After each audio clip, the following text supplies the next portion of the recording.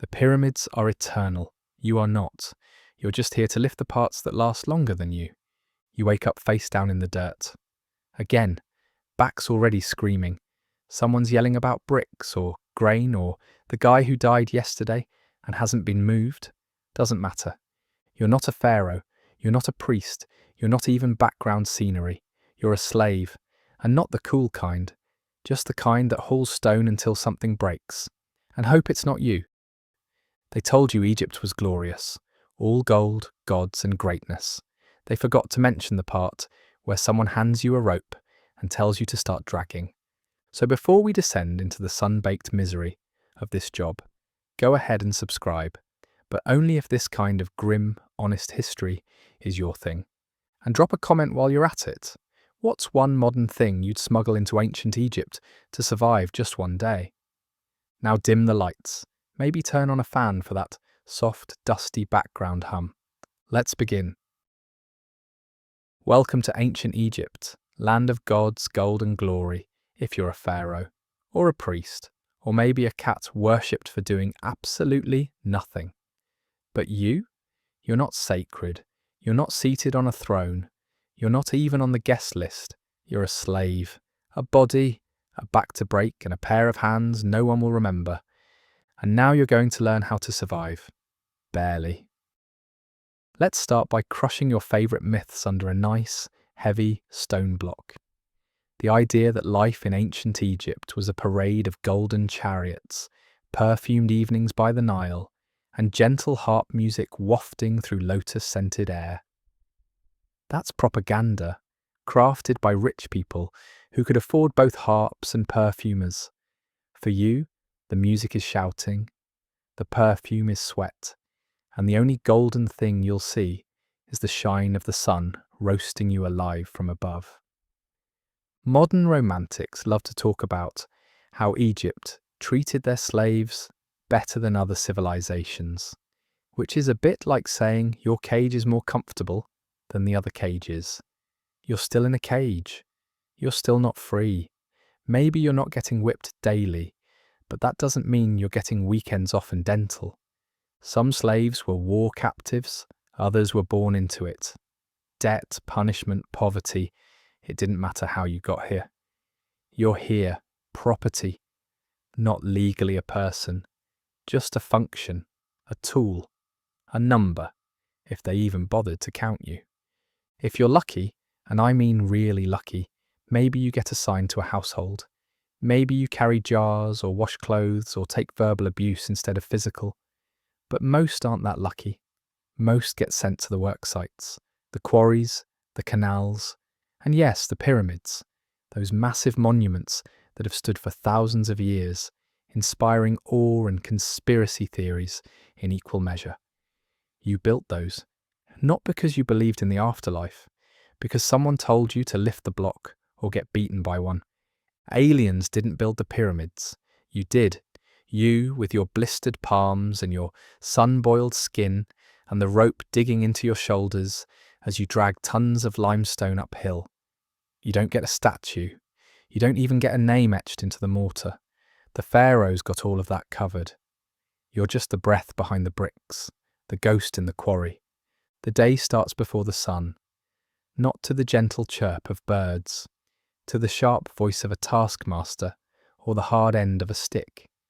You eat something that could generously be described as porridge, grainy, grey, and always suspiciously warm. You sleep on mats if you have one. If not, it's sand. Sand in your ears, your mouth, and every joint that reminds you you're still alive. Barely. Then comes the work, and it doesn't stop until the sun sets. You haul, you dig, you carry. You do the same thing tomorrow, and the day after, until something breaks, hopefully not you. The Nile, sacred river of life, it's also your drinking fountain, your laundry tub, and your grave if you get too close after a long shift and your legs give out. Sure, it brings crops. It also brings crocodiles, disease, and the delightful risk of being whipped for sneaking a drink during temple hauling duty. And the gods don't expect help. They are not your co-workers. They're not your saviours.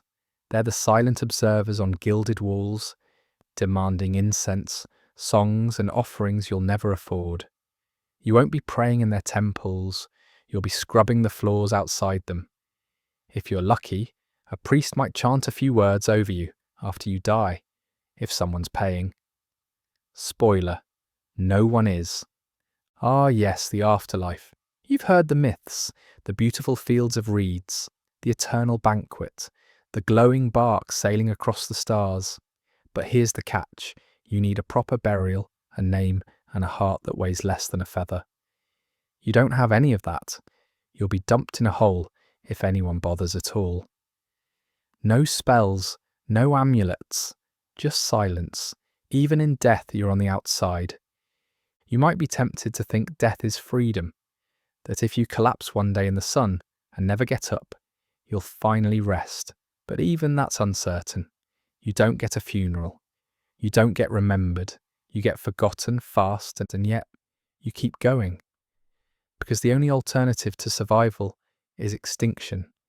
And extinction is easy. Survival is the real act of rebellion. So you do it. You fake a smile. You keep your head down. You learn the rhythm of the guard's footsteps. You learn which foreman is more bark than bite. You learn how to steal a sip of water, how to feign illness, just long enough to sit in the shade for 5 precious minutes, how to speak only when spoken to, and how to disappear in a crowd of the invisible. You don't hope. Hope gets people noticed. Hope makes people careless. You don't dream. Dreams are for people who think they have a future. What you have is now.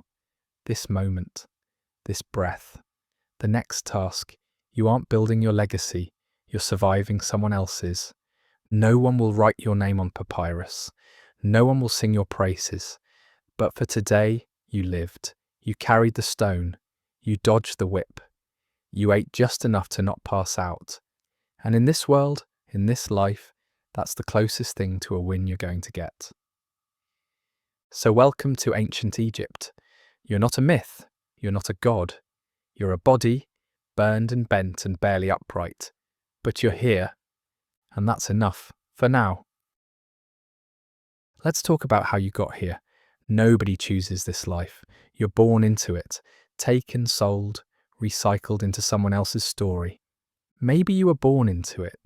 Your mother was a slave, her mother before her, and so on, stretching back until the first one was dragged here in chains or offered up as payment for a debt no one remembers. You've never been free. You've never had a day that belongs solely to you. The idea of freedom is like a dream someone else had and left lying around in your brain by accident. Or maybe you were taken. That's a fun story too. Maybe your village was in the wrong place, at the wrong time. Egypt sent a war party through and rounded you up like livestock. One minute you were feeding goats and complaining about the weather. The next you were shoved into a caravan and marched across the desert under armed watch with a rope around your neck, and nothing but questions. You got answers eventually. They just came in the form of orders and bruises. Debt is another path. You owed someone, a noble, a merchant, a priest with a sharp tongue and a long memory. Maybe your father borrowed grain after a bad harvest and couldn't pay it back. Maybe you lost a gamble. Maybe you were simply unlucky enough to be poor in a land that doesn't forgive poverty. So now, congratulations, you're a debt slave. Technically, temporary. Realistically, permanent. Debt doesn't shrink when your workload breaks your back. It grows interest, multiplies like flies, and passes to your kids. Punishment is popular too. Maybe you spoke out of turn, stole a fish, looked the wrong way at the wrong person's wife. Off to forced labour with you, not because it's just, because it's useful. Egypt doesn't waste anger, it repurposes it into labour. And then there's volunteering. It sounds absurd, but some people actually sold themselves into slavery. Why? Because eating one crust of bread per day under a roof seemed better than starving to death in the open. A master gives you food, maybe shelter, maybe a job that doesn't kill you immediately. And when the world gives you nothing, even that sounds like a deal. But no matter how you arrived, the outcome is the same. You are no longer a person in the eyes of the state. You are a possession, a tool with a heartbeat. Your name might be remembered by your overseer, if you're lucky. If not, you're the one with the limp, or that tall one who fainted last week. You don't get a story. You get repurposed into someone else's. A noble's prestige, a priest's offering, a pharaoh's tomb, a scribe's ledger. If you're skilled, say you know how to read, carve stone, or weave with unusual speed, you might be placed somewhere marginally less horrifying. You could be part of a temple workshop, or an estate crew. That's like being a well-kept hammer. Still used, still owned, but less likely to be left in the rain. You're still working under surveillance, still replaceable, but maybe you get better scraps at dinner. If you're unskilled, young, or unlucky, you're going to the hard sites, quarries, fields, canal digs, tomb works. These are places where people are ground down like stone and replaced like tools. No one's checking for birthdays out here. If you can carry a block, you're working. If you can't, they'll push you until you can, or until you die. Either solves the problem. There is no caste among slaves, just varying levels of misery. The lucky ones whisper to the unlucky ones at night, offering advice, passing tricks for dealing with thirst, heat, guards. That's the closest thing to mentorship you'll get. And don't think about your old life, if you had one. Memories are sharp things out here. They cut. A father's voice, a child's laugh, the smell of your old cooking fire. These are the soft edges that get sanded off first. Because out here, softness is dangerous. It distracts, it weakens, and the only thing worse than being a slave is being a sentimental one. Occasionally, someone dreams of rising, escaping, buying freedom. These aren't lies exactly. They're just rarer than rainfall in the high desert. It can happen. A master dies and leaves you manumitted in their will. A priest takes pity. A job goes so well someone gives you a certificate of release. But don't count on it. Don't let the stories fool you. They're told for comfort. They exist so someone can say, "See? It's not all bad. Maybe you too can be special." They are the same kind of illusion as the afterlife, something to keep your feet moving. There's no dignity in how you got here, and there's even less in pretending it's fair. But that doesn't mean you fold. That doesn't mean you break. It means you get smart. You listen. You learn. You memorize the guards' habits, the shift rotations, the quiet spots behind the granary where no one watches if you need to sit down for a breath. You find allies, not friends, never that, but other survivors. People who understand the unspoken code. Don't snitch. Don't steal food. Don't talk back unless you're bleeding and need someone to notice.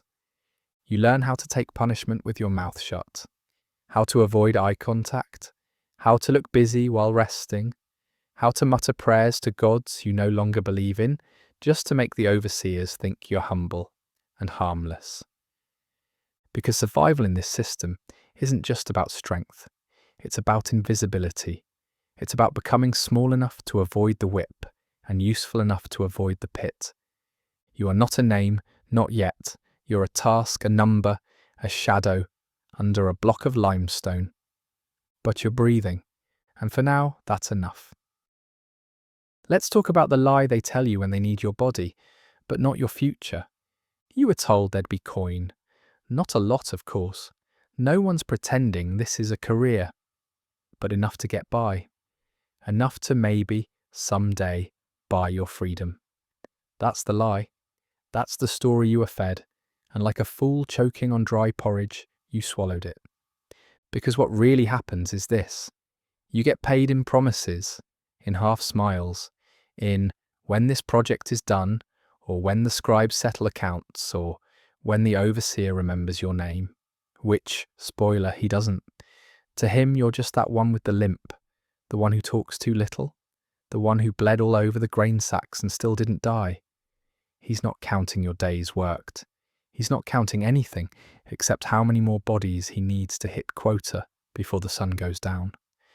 And that tiny bit of silver you were expecting, if it comes at all, it arrives shaved thin and delivered late, usually handed off like a dirty secret at the end of a long shift when you're too tired to protest. Sometimes it's actual coin, sometimes it's a scrap of bread, sometimes it's just the privilege of not being beaten that day. Welcome to your benefits package. There's a myth that good work gets rewarded. You've heard it whispered, maybe even shouted from someone freshly branded and optimistic. Work hard, keep your head down, and you'll earn favour. But favour is a trick. It lasts until the next overseer gets appointed, or your master's mood shifts, or someone with better sandals blames a broken tool on you. Then you're right back where you started. Worse even, because now they know you're useful, which means they'll squeeze twice as much out of you next time. And if you dare complain, even politely, even in a tone so respectful, it makes statues blush. You get silence at best, or laughter, or something sharper. There's no HR in ancient Egypt.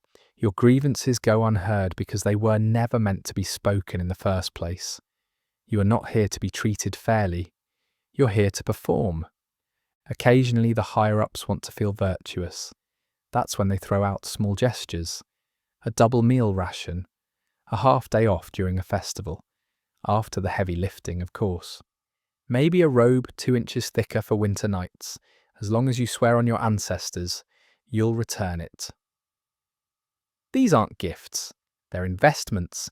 Tiny tokens designed to keep you alive just long enough to finish the project. No more. And let's not forget the religious payments. Technically, you're working in service of the gods. That's what the priests say anyway. Building temples, dragging idols, lighting ceremonial fires that burn brighter than your hope. So your labour is sacred, holy, which is a convenient way of saying you won't get paid, but hey, the gods noticed. No one checks whether the gods actually did. You're just told to believe it. If you question it, you're not just ungrateful, you're blasphemous. And nothing clears out a slave camp faster than the scent of heresy. Then there's the bonus system. Yes, that's real. But don't get excited. Bonuses are rare and cruel in their simplicity. If someone important praises your work, or more accurately, doesn't openly insult it, you might get a token, a ring, a shell bead, something that could be traded for food if you weren't terrified someone would steal it the moment you slept. But even that's rare. Most of the time, you don't even get a well done.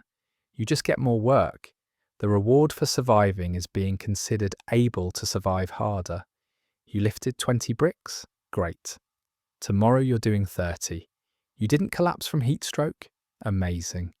You're now the standard by which everyone else will be judged. Congratulations. You've become the problem. Trust is currency in this world, and you don't have any. Not with your overseers, not with your fellow labourers, and certainly not with whoever hired you in the first place. Because even when you're promised payment, it comes with invisible ink. Half now, half later. That's the deal, right? But later always has conditions. Later, when the task is verified. Later, when the scribe confirms it. Later, when someone checks your measurements, or the priest inspects the work site, or the noble decides he remembers authorizing this in the first place. Until then, you wait. You keep working. Because stopping is worse. Stopping means disobedience. And disobedience is the kind of thing that gets you removed from the workforce permanently. Often with a shovel. And on the rare occasion, you do get paid fairly, cleanly, with no lies attached, you become a target. Someone sees the coin. Someone hears the rumour. Suddenly your tools go missing. Your rations shrink. Your mat disappears. Someone accuses you of slacking off, even when you're clearly outperforming half the camp. Jealousy here isn't just petty, it's survival instinct. If you've been noticed, then you've become competition, and that makes you dangerous to everyone else who wants the same tiny scrap of favour you just tripped over. This is why most don't even try anymore. They work, they eat, They shut their mouths. They tuck away any payment into a crack in the wall and forget it exists. Because spending it might get them robbed, saving it might get them envied, showing it might get them killed. So when someone new comes in, all wide-eyed and hopeful, talking about saving up to buy their way out, you don't laugh. You just look away, because it hurts too much to crush hope when it's fresh. It's like stepping on a flower and pretending you didn't hear the crunch. Still, part of you remembers. That whisper of a chance. The fantasy where one day you stack enough silver to buy a scrap of land somewhere. A shack, a goat, a name. A life, not as a tool, but as a person. You hold on to that thought, not because it's true, but because it's warm. And sometimes, in the cold of night, with your ribs poking through your skin and your eyes burning from dust, warmth is more useful than truth. The worst betrayal isn't the lie that you'll be paid. It's the system that makes you believe you might deserve to be. Because that kind of hope doesn't just break, it rots, quietly, slowly. It poisons the way you look at the sunrise, the way you hear laughter, the way you count the days. Eventually, you stop waiting. You stop asking. You stop expecting. You keep the promise in your head, folded like a dried leaf, beautiful, fragile, and already dead. And you go back to work, because that's the one thing that never lies. Let's take a look at what they give you, just enough to break you slower. You don't get tools, you get leftovers, rusted rope, splintered handles, gear that remembers better days. That's your kit. That's your armory. If you thought being a slave came with some kind of issued tool set, neatly bundled and handed to you with instructions and polite encouragement, congratulations. You're an optimist, and you won't last. Your tools are old, worn, splintered, handed down through too many calloused fingers. The wooden handle is smooth from years of use and dried blood, but still manages to give you splinters. The blade is dull. The chisel is bent. The mallet head is cracked just enough to make you wonder if this is the day it snaps and takes your eye with it. If you're lucky, you get a rope. Not a good rope, not a clean rope, just a length of scratchy fibre that smells like mildew and desperation. You'll use it to tie, drag, carry, or climb. If you're unlucky, you'll also use it to bind yourself after a failed escape. But that's for another day. Nobody inspects your gear for safety. That concept doesn't exist here. If it breaks, you fix it. If it cuts you, you work around the wound. If it fails catastrophically and kills someone, that someone is replaced, not the tool. You are easier to replace than a copper pickaxe. Let that sink in. Carrying your tools is a skill in itself. You can't just strap them on like some heroic stonemason from a fresco. No belts, no holsters. You shove what you can in your robe, knot the rest into a bundle, or balance it awkwardly on your shoulder. One wrong turn, and half your day's equipment scatters into the dust, while an overseer questions your intelligence at maximum volume. You learn quickly to guard your tools like they're food. Because they kind of are. No tool means no work. No work means punishment. Which is ironic, because work is the punishment. Still, it's your punishment, your responsibility, your problem. And if you're caught without it, if you drop it, lose it, or if it's stolen, which it will be at least once, you have exactly two options. Lie convincingly, or find something else that might work. A flat rock, a jagged bone, a broken pot shard that hopefully isn't cursed. Creativity is your last resource. You don't get backups. If your trowel chips mid-task, you don't get another one. You keep using it. If your bucket has a hole, you patch it with clay and a prayer. If your hammer handle splits, you wrap it in linen until it holds just long enough to finish the job. Broken doesn't mean stop, it means adapt. No one upgrades their kit. There's no locker, no stash, no blacksmith giving discounts to the loyal. There's only what you scavenge and what you hide. Some workers dig shallow pits and bury their best tools at night to keep others from stealing them. Others sleep with their chisel tucked in their robes like a weapon. Because it kind of is. And out here, your tools aren't just for work, they're survival. Some days, the only thing between you and a whipping is the fact that you remembered to grab your brush for cleaning inscriptions before the taskmaster noticed. That tiny object, worth less than a reed mat, becomes your shield. Your proof that you belong here, that you're doing something. And even when the tool works, it fights you. The wooden yoke splinters into your shoulder. The pickaxe jars your bones on every strike. The wheelbarrow, if you're blessed enough to be near one, wobbles like a drunk gazelle and dumps its contents just before the finish line. It's not sabotage, it's just normal. You don't curse the tools, not out loud, but in your mind, every scrape and bruise has a name. This, you whisper silently, is because someone carved a god with a smile and forgot about me. Don't ask for better.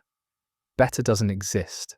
If someone hands you something new, it's either stolen, cursed, or covered in so much ceremonial paint that it's unusable. The real craftsmen, carvers, masons, painters, they guard their tools like sacred relics. Because for them, those tools are skill, identity, power. For you, tools are just the thing keeping you from being whipped for standing still. Sometimes you're given poison, not the killer pharaoh kind. The mix this substance with that paste and try not to pass out kind. You use it to bind stones, seal bricks, smear onto walls. It burns, it smells, it stains your fingers with colours that never leave. One wrong mix and you're dizzy for days. No one tells you what's in it. There's no label, no instructions. Just use this and don't mess it up. And then there's the luxury item, the torch. For those of you lucky enough to work in tombs, shafts, or underground temples, a torch is your entire world. Light is rationed, oil is precious. Your torch might be nothing more than a reed dipped in grease. It sputters, it smokes, it fills your lungs with a thick, acrid haze. But without it, the dark swallows you. So you protect it, you nurse it, you share it if you're feeling suicidal. You're not a craftsman, not an artisan. You don't get custom blades or beautifully carved handles. You get what's left behind when someone more important finishes their shift. And even that you have to fight for. And yet you carry your tools like they matter. Because they do. Not because they make you powerful, but because they're the only thing in this world that doesn't scream at you. They don't judge. They don't hit. They don't lie. They just break. And you understand that. Some slaves name their tools. It's a joke at first. Call your hammer mercy or your chisel hope. But after enough time, it sticks. You whisper to it when no one's looking. You talk to it like a friend, because it's the only thing you carry that doesn't try to leave you behind. Eventually, your hands start to change. The skin thickens. The blisters stop bleeding. The cuts start closing faster. You can grip things longer, hit things harder. You stop noticing the pain until you stop moving. Then everything screams at once. So you don't sharpen your tools often. When you do, you steal time to do it. Late at night, early in the grey dawn, before anyone notices you're not at your post. You rub metal on stone, or stone on stone, or whatever you can find that seems less dull than the tool you're fixing. It's not elegant, it's not pretty, it just works. Just like you. The truth is the tools aren't really for building anything. Not for you. You're not creating monuments. You're not shaping eternity. You're surviving. One cracked mallet at a time. No one will remember your tools. They'll remember the temple, the tomb, the pharaoh, but not the hands that held the chisel, not the cracked fingers that lifted the last stone. That's fine, because the tools remember. And as long as you can grip one, as long as you can keep moving, you're still here. Still working, still alive. Let's step back. Look at the monuments, the scale, the silence, and what they cost. You're not building for yourself. You're building for someone whose face you're not even allowed to look at. Sometimes it's a temple, giant, sprawling, blinding white when the sun hits it, rising like it's trying to scrape the sky. You don't know who it's for at first. The god's name comes later, if at all, scrawled on some scroll far out of your reach. Doesn't matter. You just move rock. Other times it's a tomb, deep, cold, carved into the earth with angles sharp enough to slice a shadow. The irony of building a house for someone who's already dead isn't lost on you. They say tombs are sacred, that the dead walk these halls in spirit, that they watch the progress of their eternal homes.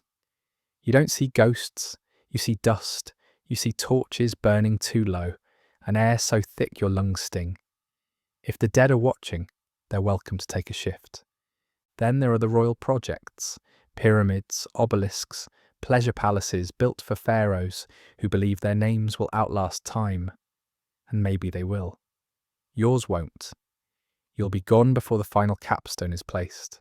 You'll be bones in the sand by the time a priest even says the word finished. You're part of a crew, not a team, not a family, just bodies, each assigned a job and expected to perform it until something gives out. You dig foundations, pour mortar, drag blocks, stack bricks. The process never ends. One structure completes, another begins. There's no ceremony, no well done, just the next site, the next pile, the next day. You work in heat so intense it bends light.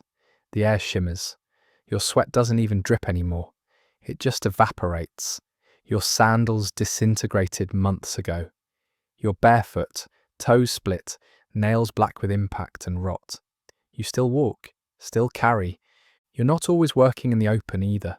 Sometimes you're stuffed into shafts where the ceiling brushes your back and the floor slants toward despair. You wedge into spaces that don't deserve to be called corridors, dragging stone through tunnels that echo with the breathing of a dozen desperate men. One torch, maybe two. The darkness eats the rest. And there's always someone watching, not in the helpful way, not in the let me check your measurements way, in the step slower, and I'll make an example of you way. Overseers carry sticks not to support their stride, but to extend their reach. You learn quickly. Sound is worse than sight. It's not about whether they see you slack off. It's whether they hear that you did. Quotas are holy here, not in the sacred sense, in the terrifying sense. If your crew fails to meet the day's number, blocks moved, lengths dug, bricks stacked, it doesn't matter why. Someone's punished. Might be you. Might be the guy next to you. Doesn't matter. Pain is the invoice for inefficiency. Sometimes there are accidents, real ones. A miscut block falls and crushes a foot. A tunnel caves in. A wheel shatters and takes a hand with it. There's no investigation, no concern. You're not part of a workplace, you're part of a result. If someone dies, the project continues. If enough people die, the overseer gets reassigned. Not fired, just moved, like furniture, like you. There are workers more skilled than you. Carvers, painters, stone polishers who can make a block gleam like moonlight. You don't hate them. Not really. Their hands are just as raw, their eyes just as empty. Maybe they get better rations. Maybe they get a nod of recognition from a foreman. But in the end, they're still slaves. Their art is just a fancier cage. Sometimes when the day is almost done and the sun slips behind the edge of the desert, you look at what you've built and feel nothing. Not pride, not hate, just distance. It's strange to work so hard on something that doesn't belong to you, something you're not even allowed to enjoy. You'll never step inside the temple once it's done. You'll never pray in its chambers. You'll never walk the halls of the tomb you hollowed. Your job is to make beauty for people who think you're invisible. There are stories, always stories, that some structures were cursed, that the workers whispered spells into the walls, curses that would haunt their masters. You want to believe it. You hope it's true. But curses don't stop whips. They don't break locks. And if revenge ever comes, it's not in your lifetime. You've heard it said that pharaohs build to be remembered. That's the point. Immortality through stone, legacy through architecture. They etch their names in every block, like it'll anchor them to the world. But there are no names carved for you, no built by the hands of Achem the labourer, or this brick laid by Citra, daughter of dust. You are the breath behind the monument, forgotten even as you live. Once in a while, you pass a wall with names on it. Scribes love names, names of kings, names of gods, names of important men who funded things. You read them, if you know how, and wonder what it's like to live forever in ink. Then you walk on. You build things you'll never touch, never enter, never own. And still you build. Because the structure matters more than you. Because the stone has more permanence than your bones. Because this is what survival looks like. Making greatness for someone else. Then fading before anyone can ask who helped. You don't build for the glory. You build to stay alive. And when it's done, when the last stone is in place, and the priests come to bless it, and the nobles come to admire it, you'll already be on the next project, sweating, hauling, forgotten, and the world will marvel at what was built, never at who built it. Let's pretend, just for a second, that you think you can run. Everyone thinks about running. That's how you know they're still new. The idea slides into your head late at night, when your body aches in places you didn't know had nerves, and the air is just cool enough to remember what peace might feel like. Escape. Just that word alone is enough to set your pulse climbing. What if you ran? What if you slipped away during the changing of the guard? What if you vanished into the reeds by the river and started walking until the world turned into something else? The thought burns hot and fast, but it never stays. Because deep down, escape is a story slaves tell themselves to survive, not a thing they actually do. The desert sees everything. You think it's empty, but it's not. It's loud. Every footstep, every breath, every shift in sand echoes like a shout. And the sky doesn't protect you. It watches. The sun pins you in place like an insect under glass. There's no cover, no shade, just heat and distance and the long, horrible knowledge that if you fall, no one will find you. No one will look. The Nile might seem like a better option. There are reeds, boats, places to hide, until you remember the guards. They patrol. They count heads.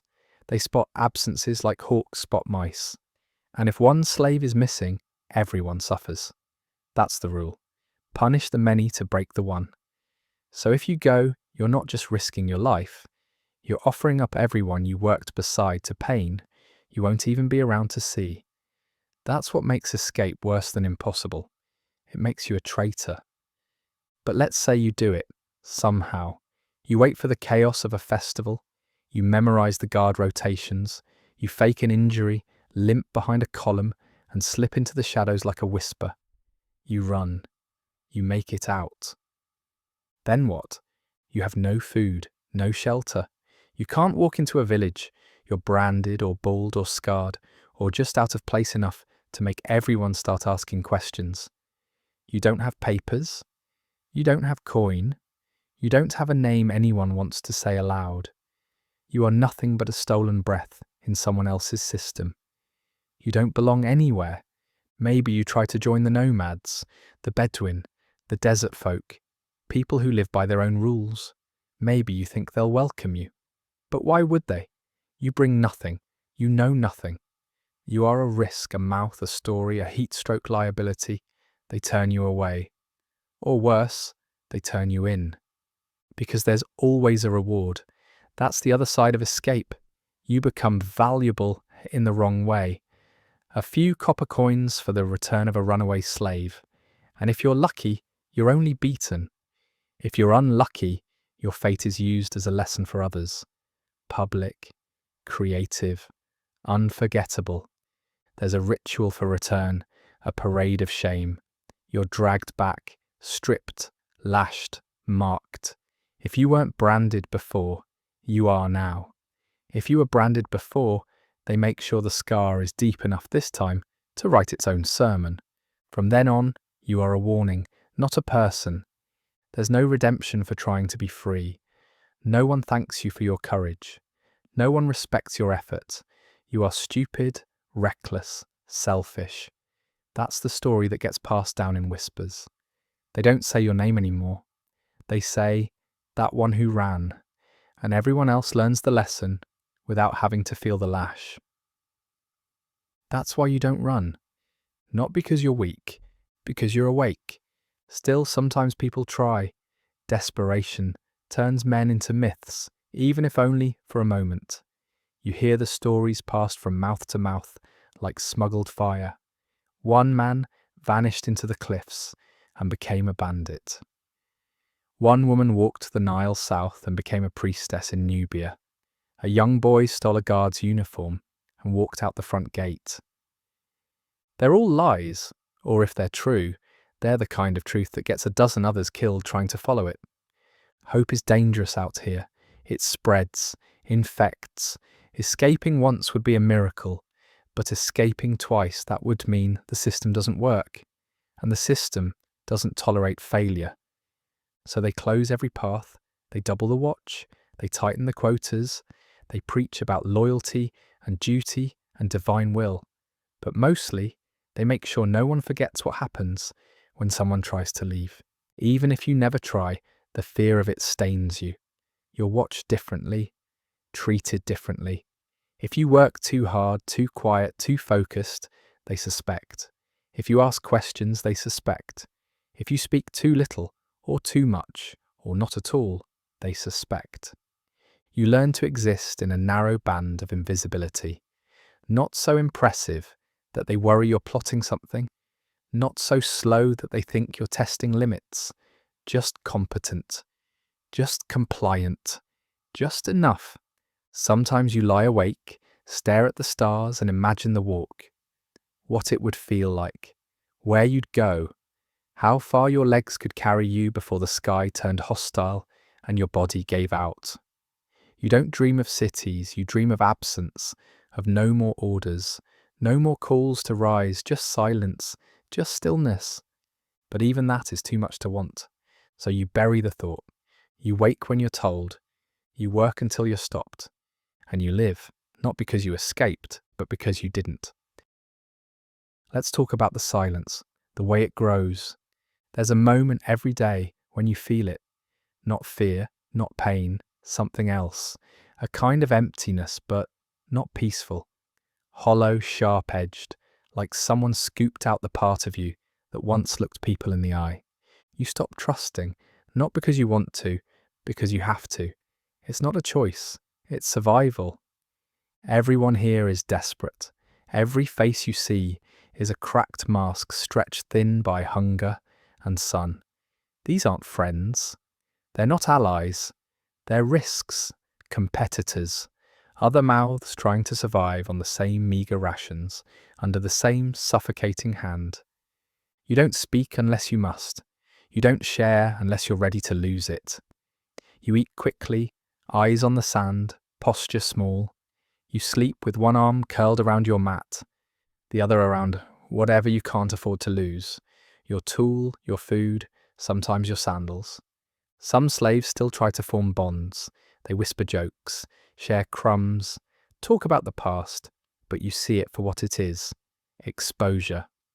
Hope on display. You keep your distance, because when people break, they don't break quietly. They drag others down with them. A friend lashes out. A brother steals from you. A woman you thought was kind tells a guard about the food stash under your mat, just so she can get her extra scoop of lentils. You're not angry when it happens. Not really. Anger requires energy. You just adjust. Take another mental note. That one talks too much. That one watches too closely. That one looks at the guards like he's memorizing faces. And then there are the guards themselves. The real reason you keep your head down. They don't all beat you. That's a myth. Some of them never lift a hand. They don't have to. They've learned the real power, unpredictability. One moment, they're silent. The next, they're shouting, pulling someone out of line, punishing a mistake that no one understood, as a rule. It's not about justice, it's about tension. It keeps you afraid, keeps you guessing, keeps you obedient. You never relax, not fully. Even when you sleep, part of your brain stays awake, listening for footsteps, shouts, the hiss of the whip through air. You've flinched awake before. Everyone has. Sometimes from dreams, sometimes from reality. It doesn't matter. The fear feels the same. The worst guards are the bored ones. The ones who see you not as a task but as a canvas. Something to scrawl cruelty onto. They invent punishments. Tell lies to each other about who said what. One guard swears he heard someone mocking the foreman's sandals. No one did. He just wants to hit someone. So he does. That's the other reason you don't trust, because even truth is a liability. You didn't say anything. Doesn't matter. You were near someone who did, or looked like you were, or just happened to be the closest. Guilt spreads here like smoke. No shape, no rules, just suffocation. And the priests? You thought maybe they'd offer protection. That was before you saw them treat you like a stain. You clean the temple floor with your spit while they pray for justice. You haul sacred stone into their altars while they ask the gods for balance. Balance. That's the word they use while your spine's twisted under the weight of their monuments. Some priests are worse than guards. Their cruelty hides behind ceremony. They punish with rituals. Have you kneel for hours under the sun to purge disrespect, force you to fast for spiritual cleansing, while their stomachs bulge under layers of fine linen? If a priest smiles at you, pray he's not bored. Even when you're off duty, if that word can even be used, you're still not safe. Rumours fly through slave quarters like sand in a storm. You said something. You did something. You're planning something. You aren't, of course. But fear doesn't care. It just needs a direction. And so, you shrink. Inward. You become something quieter, smaller, harder. You don't speak unless spoken to. You keep your face still. No smirks, no scowls. Emotion gets you noticed. And being noticed is step one on a very short ladder to pain. Some slaves find ways to cope. They carve symbols into hidden corners of their quarters, little marks that only they understand. Maybe it's a name, a prayer, maybe it's a tally. Days survived, beatings endured, tasks completed. You don't ask, you don't look too closely. Everyone needs something, even if it's madness. You start hearing things, not voices yet, but echoes. The same sentence over and over. Keep moving. Don't stop. Stay small. Mantras you didn't choose, but can't stop repeating. They help. Or maybe they don't. You don't know anymore. You just say them. Because when you're alone, really alone, the silence is worse. The quiet makes your heartbeat feel too loud, makes your thoughts feel dangerous. You remember things you shouldn't. Faces, places, names, weakness. And weakness isn't allowed here. So you keep your head down. You carry the weight. You smile if asked, even if your lips crack doing it. You thank the man who kicks you and apologize for being in the way of his boot. You survive, one moment at a time, and you forget. Not everything, but enough. Let's not talk about if, let's talk about when. You don't break all at once. It starts small. A twisted ankle, a pulled muscle, a cough that won't stop. You tell yourself, it's nothing. You keep working. Because if you stop, someone notices. And when someone notices, it begins. First comes the suspicion. Why aren't you keeping up? Why are you limping? Why is your load lighter? You try to explain, but explanation is dangerous. It sounds like an excuse, and excuses smell like rebellion. Then come the punishments, small at first, a slap, an extra hour tacked onto your shift. But it escalates, because weakness spreads. That's what they say. If one person slows, everyone slows. And that can't be allowed. So they correct it with pain, with public humiliation, with threats that echo long after the whip has stopped. Some break immediately. Their body crumbles like old brick and they collapse where they stand. If they're lucky, someone drags them aside. If not, they're trampled. Either way, they're gone. You don't speak their name, not out loud, not even in private. The system doesn't remember them, and neither can you. That's the rule. Others break slowly, one vertebra at a time. They keep going, but they stop being people. They shuffle instead of walk, stare instead of speak, breathe like it's a punishment. You see them in the corner of your eye, and then one day you don't. No one mentions it. Someone else is sleeping on their mat. But failure isn't always the end. Sometimes you survive, not because you're strong, but because you're too stubborn to die. You make it through the fever, through the injury, through the moment when your mind tries to float away. You claw back from it, and you return to work, and you think maybe this is what triumph feels like. It isn't. Because the system doesn't reward recovery, it punishes survival. You were injured, then clearly you're fragile. You lived, then you can endure more. They give you the worst jobs now, the hottest ones, the most dangerous ones. Because if you didn't die last time, let's see how far you bend this time. Sometimes you succeed beyond expectation. Your work gets noticed, not praised, noticed. You lay more bricks, lift more weight, you keep your crew on pace, and suddenly you're reliable. That sounds good until it isn't. Reliable means expendable. It means the overseer gives you twice the labour and half the water. It means you're volunteered for tasks no one wants, hauling ceremonial statues, digging grave trenches, entering collapsed tunnels. You're the one they send in first because if you can handle it, so can anyone.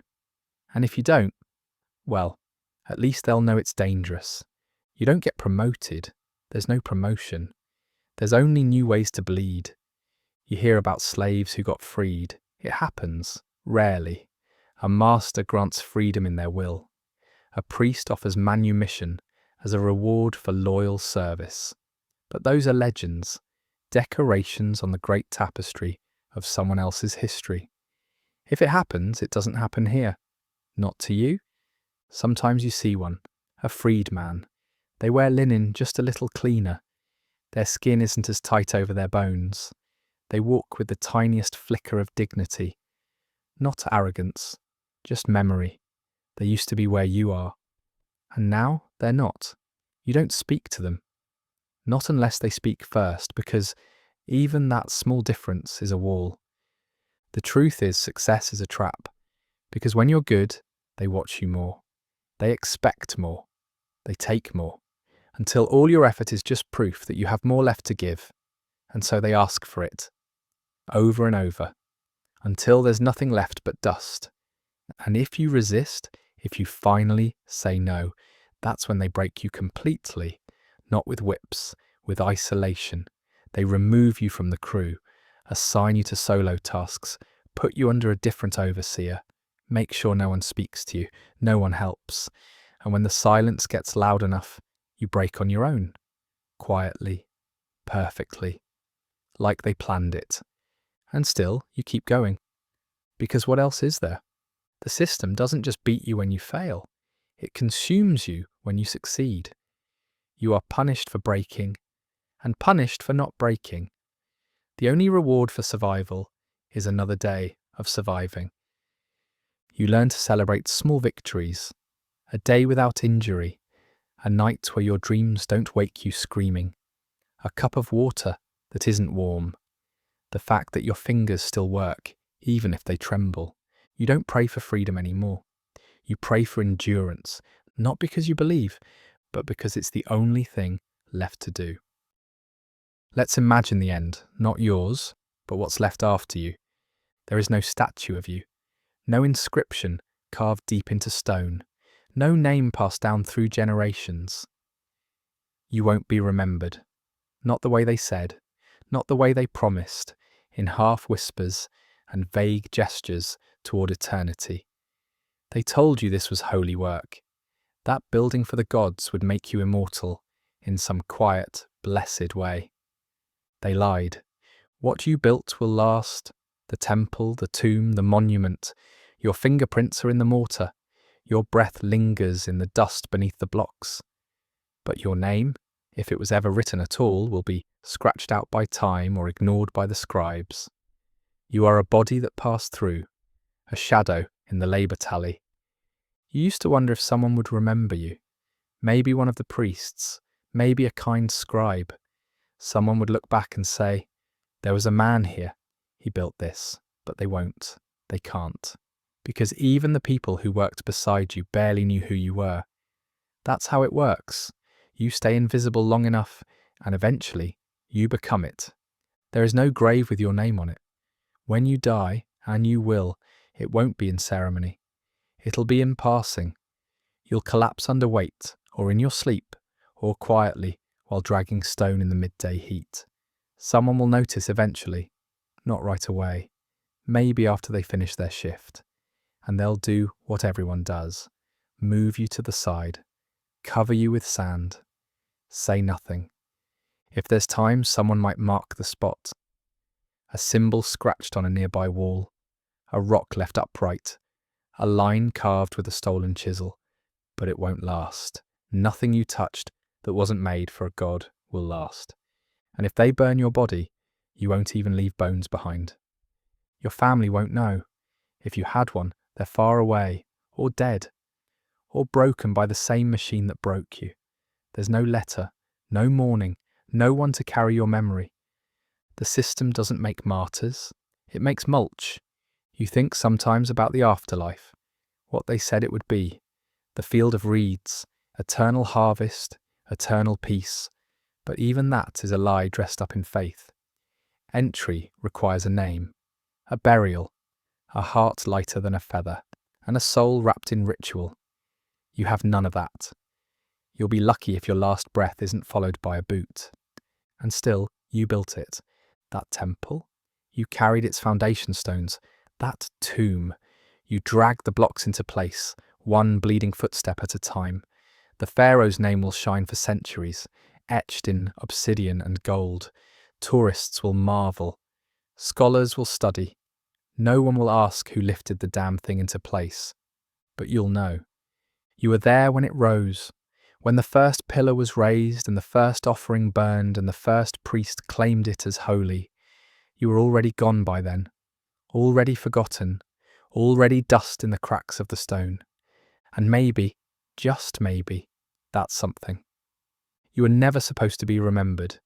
You were supposed to break, disappear, vanish, and yet you existed. Not well, not free, not in triumph, but completely. You lived each moment in full, in pain, in endurance, in silence. You saw the sun rise red and hateful, and you rose with it.